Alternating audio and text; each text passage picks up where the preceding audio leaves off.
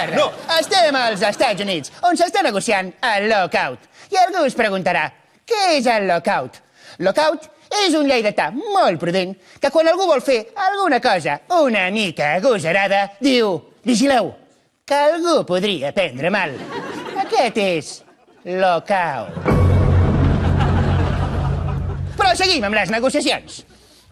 Vull deixar clar que el conflicte no és un tema de diners, que consti.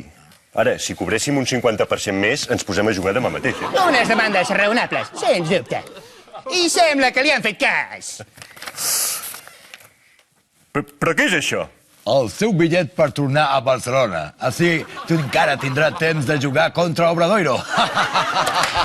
David Stern, càrrec, comissionat de la NBA. Comissionat, que vol dir... Vaja, que és el que mana. És la prova que un senyor baixet i blanc també pot triomfar a la NBA. Escolti, aquest bitllet...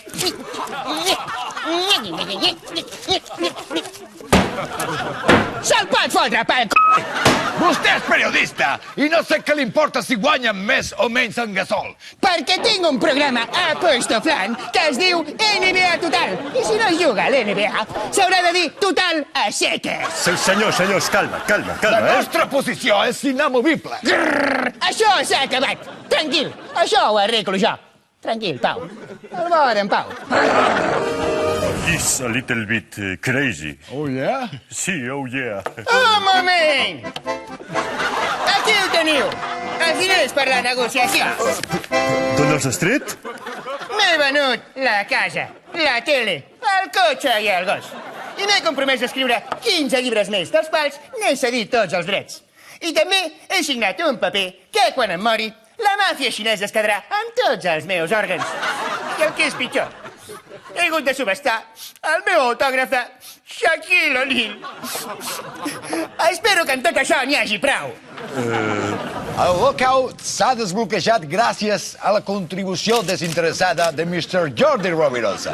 Per tal motiu i en el seu honor, els Dallas Mavericks passaran a dir-se Dallas Apostoflats. Gràcies. Molt bé. Escolta, gràcies, Rovirosa, Mira-te, potser pots aprofitar el bitllet d'avió per tornar a casa. Casa? Casa meva és qualsevol lloc del món. Bona nit.